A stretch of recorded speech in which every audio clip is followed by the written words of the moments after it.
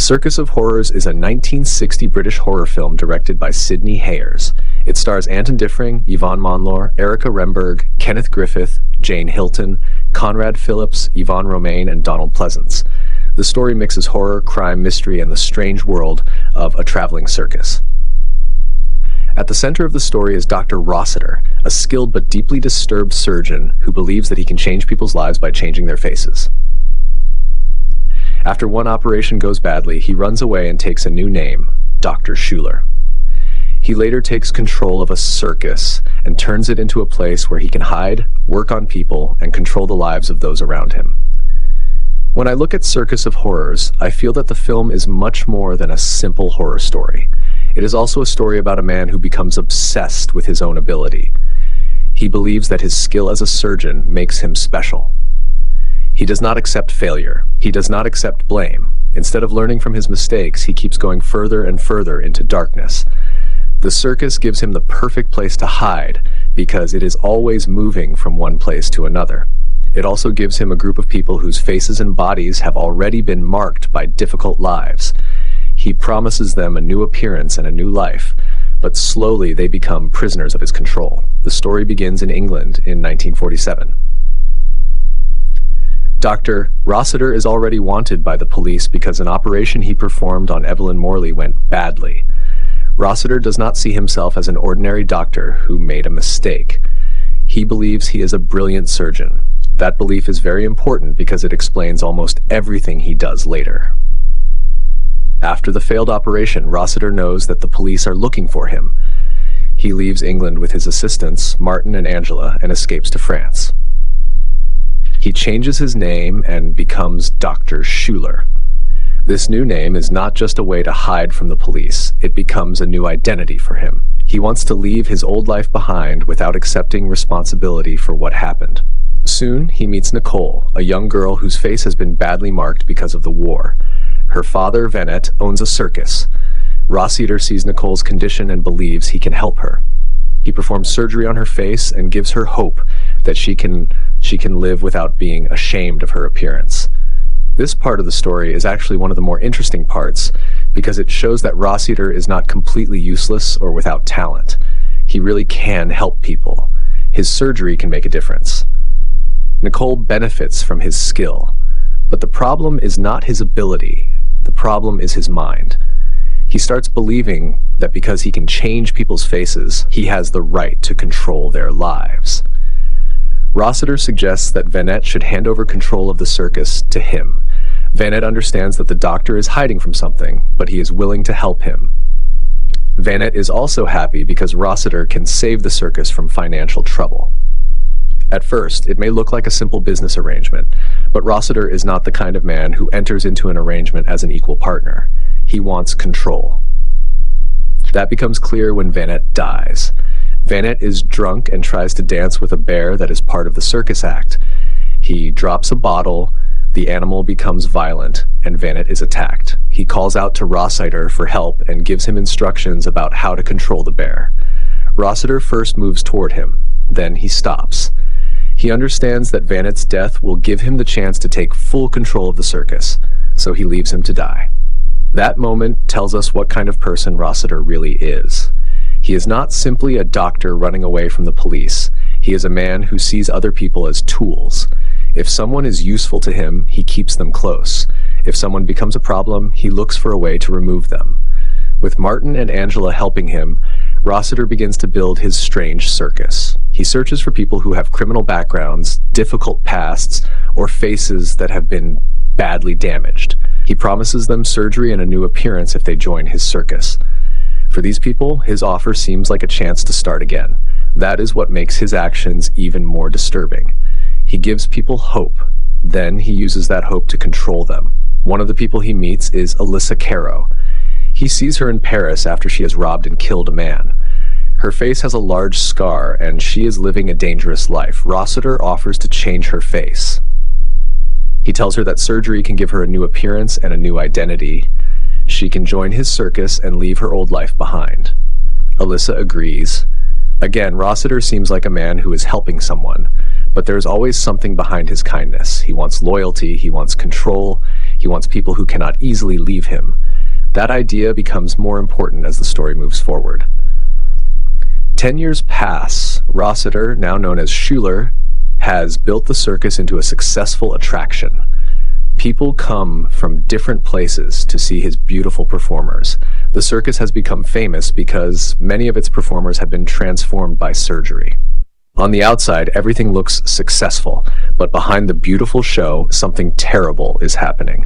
People who want to leave begin to have accidents. This is where the film becomes a proper horror story. Schuler cannot accept losing control. If someone wants to leave, he sees that person as a threat. One performer, Magda von Meck, tells him that she wants to leave the circus. During her final performance in Berlin, she is killed in a knife-throwing act. The audience may believe it is an accident, but we know it is not. Schuler has arranged it. This is one of the strongest parts of the story, because the circus itself becomes a place of danger. The things that are supposed to entertain people can suddenly become weapons.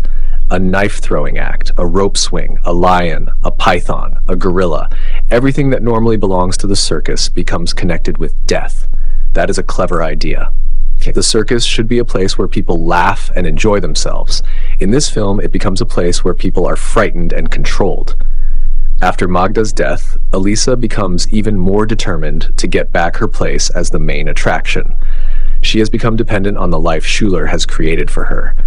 She also knows that he is dangerous. Later, a woman named Melina comes to Schuler. Her face has been badly damaged by acid.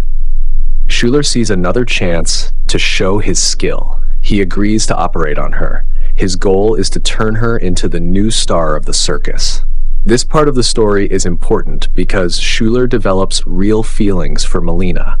For perhaps the first time, he seems to care about someone in a way that is different from his relationship with the other performers. He falls in love with her. He even plans to marry her. But even here, there is something uncomfortable about his love.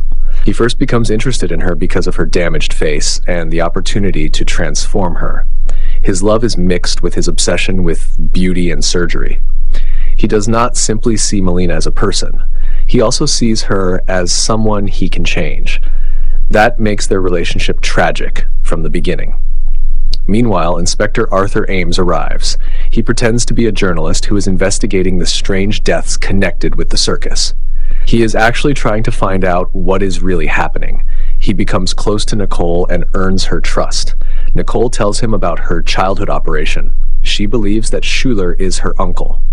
This gives the inspector an important clue. Nicole has known this man for years, but she does not understand his real identity. The audience knows more than she does. We know that Schuler is actually Rossiter. We know why he is hiding. We know what he has done. So when the inspector begins to investigate, there is a feeling that the truth is slowly getting closer. At the same time, Alyssa discovers the truth about Schuler. She finds out that his real name is Rossiter. Now she has something that can destroy him. She decides to use this information to blackmail him. She wants her old position back in the circus. This is a dangerous decision because Alyssa has badly underestimated the man she is dealing with. Schuler does not react like an ordinary person who has been threatened. He decides to get rid of her. First, he puts a python into her caravan. Alyssa survives. She still refuses to give up. She is not frightened enough to stop, so Schuler plans another way to kill her. During a rope-swinging act, Alyssa falls to her death. Again, the audience may see a circus accident, but we know the truth. That is one of the things the film does well.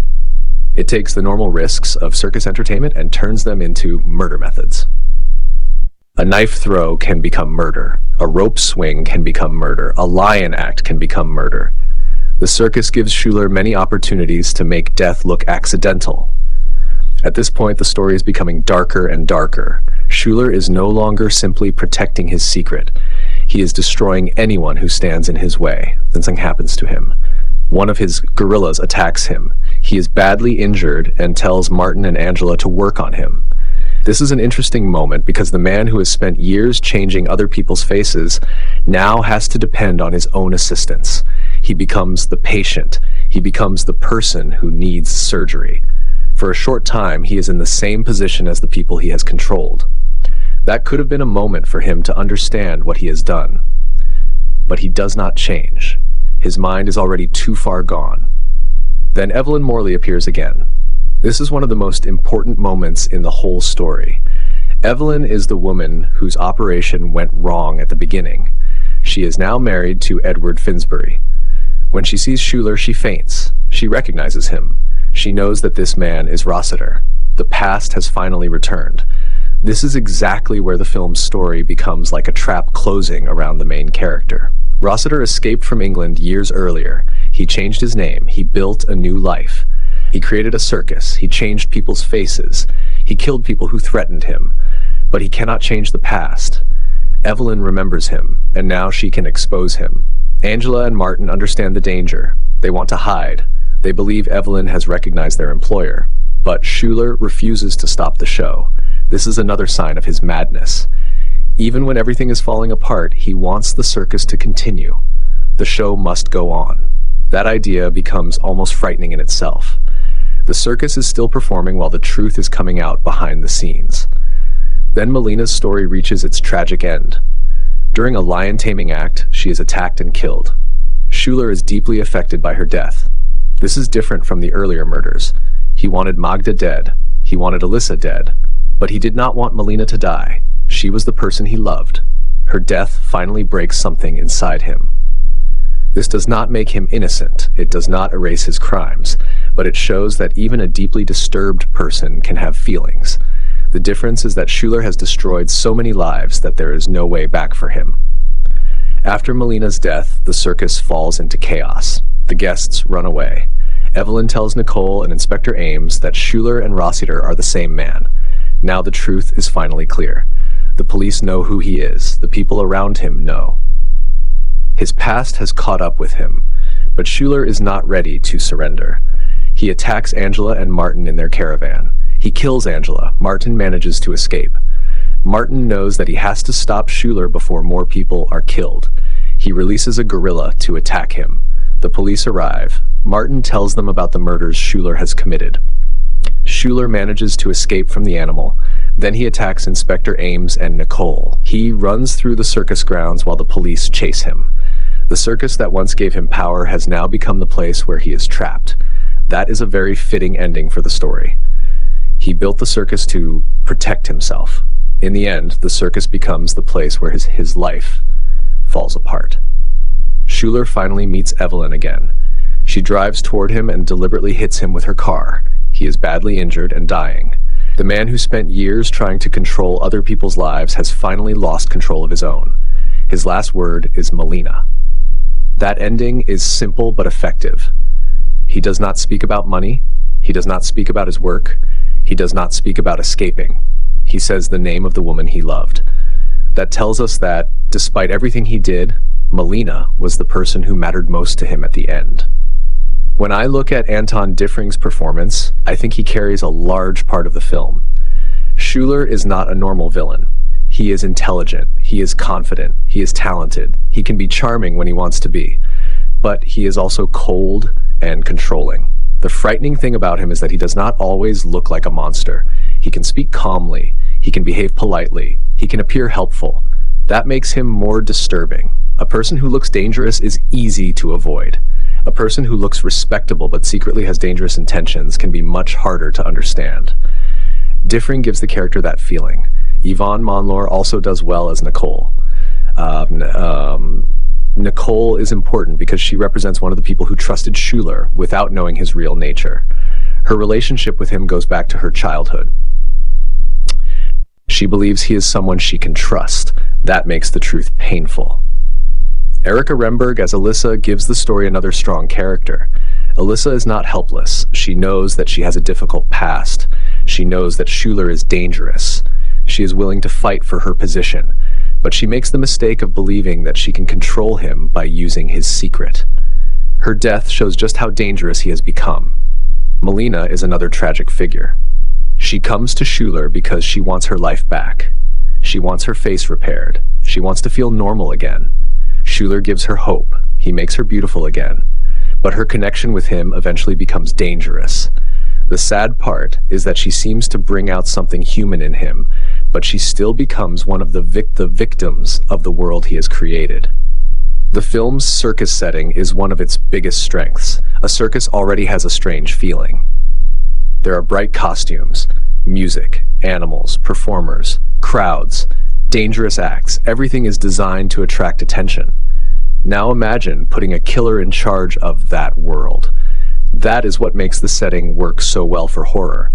The audience inside the circus thinks they are watching entertainment. The audience watching the film knows that danger may be hiding inside the performance. That creates tension. The film also makes good use of the idea of appearance. Schuler is a plastic surgeon. His entire life is based on faces. He changes faces. He hides his own identity. He gives criminals new appearances.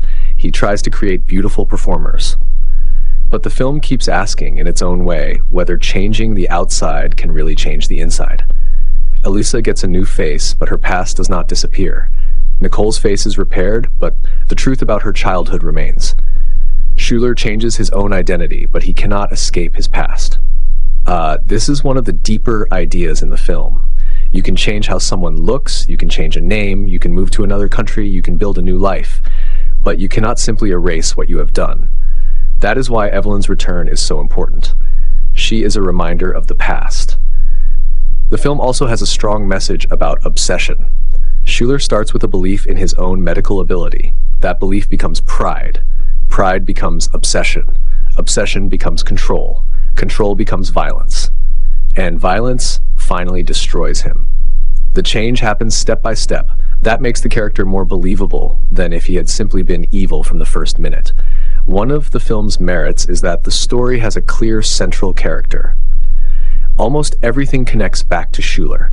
The circus connects to him. The performers connect to him. The surgery connects to him. The murders connect to him. The police investigation connects to him. The past connects to him. Melina's story connects to him. Because of that, the movie has a strong center. Another merit is the atmosphere. The film does not need to show constant horror to make the viewer uncomfortable. The idea of people disappearing or dying in circus accidents is enough. The viewer starts looking at every performance differently.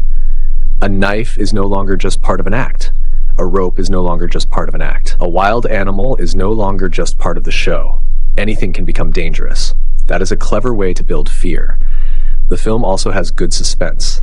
Once we understand that performers who want to leave are in danger, we begin to worry whenever someone says they want to go. We know that Schuler does not want to lose control, so every decision becomes important. This is especially effective with Elisa. She knows too much. She refuses to back down. We know Schuler will not forgive her, so the tension keeps growing. The film also benefits from its cast. Anton Diffring gives the central villain a strong presence. Yvonne Monlaur gives Nicole a sympathetic quality. Erika Remberg makes Elisa strong and determined. The other performers also help create the feeling of a strange and dangerous circus family. Donald Pleasence's presence adds another familiar face to the cast and helps strengthen the film's old horror atmosphere. There are also some clear weaknesses. The first is that the story can sometimes feel too convenient. Schuler seems to have a solution for almost every problem until suddenly several problems arrive at once. The police investigation takes time to develop, and some viewers may feel that the authorities should have discovered the truth earlier. The second weakness is that some characters are not explored deeply enough. The film has many people in it, but not all of them receive enough background. Because of this, some deaths may feel more like parts of the plot than deeply emotional moments. The third weakness is that the film's pace can feel slow for modern viewers.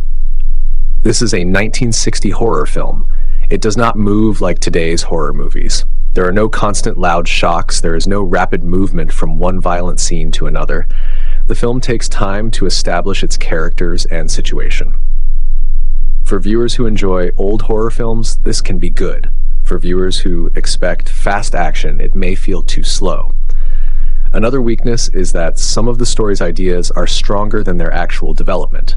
The idea of a surgeon using a circus as a cover is very good. The idea of changing the faces of criminals is interesting. The idea of using circus accidents as murder methods is excellent. But some of these ideas could have been explored more. The film sometimes moves quickly from one event to another instead of staying longer with the emotional effect. Also, Schuler's relationship with Melina could have been developed more carefully. He falls in love with her, but because he is already such a cruel man, it is difficult for the audience to fully believe that this love can change him. Still, the fact that he remembers her name at the end gives their relationship some emotional importance. The horror in Circus of Horrors is also different from modern horror. Today, horror often depends on sudden shocks, heavy violence, or frightening creatures. This film works more through atmosphere and the idea of danger hiding inside ordinary entertainment. That can actually make the film more interesting. The circus itself becomes frightening. The audience watches a performance, but we know someone may die. That contrast is powerful. The film also has a strong visual idea in the way it deals with faces. A face is normally connected with identity. We recognize people by their faces. Schuler changes faces and therefore changes identity. But the film shows that identity is not just about appearance. Evelyn recognizes Rossiter despite the years and the changes. She knows who he is. That is another way the film says that the past cannot be hidden forever. I also like the way the story eventually turns the circus against Schuler. At the beginning, the circus is his protection.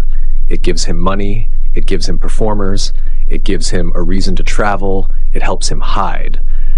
At the end, the circus becomes the place where everything collapses. The performances become dangerous, the people escape, the police arrive, his secrets are exposed, he runs through the same place he once controlled. This makes the ending feel connected to the beginning. The story is also about power.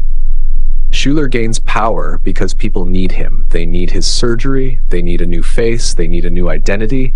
They believe he can give them a better life, but he slowly turns their need into dependence. That is what makes him dangerous. He does not simply force people from the beginning. He gives them something they want, then he uses it to control them. That is a very interesting part of his character. The film also gives us a strange question about beauty. Why do people want to change their faces? Because they want acceptance. They want to forget shame. They want to leave their old lives behind. Schuler understands this. He knows that people who feel unhappy with their appearance can become desperate for a new beginning. He uses that desperation. The movie therefore has a darker idea beneath its horror story. It shows what can happen when someone gives another person hope and then uses that hope for selfish reasons. That makes the story more than just a collection of deaths. At the same time, I would not call Circus of Horrors a perfect horror film. It has some old-fashioned storytelling. Some parts are predictable. Some characters could have been given more depth. The police investigation could have been stronger. The emotional connections could have been developed further. And the slower pace may not work for everyone. But the movie has a personality. That matters. It does not feel like an ordinary horror story. It has a strange mixture of circus entertainment, crime, surgery, beauty, identity, jealousy, love, and murder. The combination is unusual. That is why the film remains interesting. The title itself is simple and effective. The circus is not just the background. It is almost another character. It gives the film its look. It gives the villain his cover. It gives him access to vulnerable people, and it provides the dangerous acts through which he can hide his crimes. The film's ending is also satisfying in a dark way. Schuler has spent years believing that he can control everything, but finally, he cannot control anything. His past is exposed, his people turn against him, the police are after him. His circus is falling apart, and the woman whose life he once damaged helps bring about his end. When Evelyn hits him with her car, it feels like the past finally catching up with him. And when his last word is Melina, we understand that his mind has moved away from his work and his power. He remembers the woman he loved. That gives the ending a sad feeling, even though he has caused terrible suffering. For me, the biggest merit of Circus of Horrors is its unusual idea. A surgeon hiding inside a traveling circus and using surgery to create new identities is a very strong starting point. The second big merit is Anton Diffring's performance. The third is the circus atmosphere. The fourth is the way the film connects beauty and horror. The fifth is the idea that the past cannot be escaped simply by changing your name or appearance. The main demerits are the slow pace, some underdeveloped characters, a few convenient story turns, and an old-fashioned style that may not suit viewers who want modern horror. But these weaknesses should not completely hide what the film does well. This is a film from 1960, and it should be judged partly on the kind of cinema being made at that time. It does not try to copy today's horror. It creates fear through a strange situation and through the behavior of a dangerous man. That gives it a special character. If you enjoy old horror films, crime stories, dark circus stories, or films about unusual villains, Circus of Horrors is worth watching. If you only want fast action and modern horror effects, you may find it slow, but if you give it time, you can see what makes it interesting. At its heart, this is the story of a man who believes he can control life by controlling appearance. He thinks he can repair faces. He thinks he can create new identities. He thinks he can hide his own past. He thinks he can decide who stays and who leaves. He thinks he can control the circus. But in the end, he cannot control his own fate. That is the strongest message of the film. You can change a face, but you cannot change the truth. You can change your name, but you cannot erase your past. You can build a new life, but the things you have done can still come back. And when you use people for your own goals, sooner or later those actions can destroy the world you have built. That is why the title, Circus of Horrors, works on more than one level. The circus is frightening because of the deaths and dangers inside it, but the real horror comes from the man controlling it. The circus may look beautiful from outside, the performers may look perfect, the show may be successful, but behind that beauty is fear, control, and death. That contrast is what gives the movie its lasting appeal. So overall, I would say Circus of Horrors is a strong old horror film with a strange but memorable story. It is not perfect, and some parts may feel slow or dated today, but its main character, its circus setting, its ideas about beauty and identity, and its dark story make it much more interesting than an ordinary horror film. It is a film about obsession, power, appearance, fear, and the inability to escape the past. And in the end, the man who spent years changing other people's lives is finally defeated by the very past he tried so hard to hide.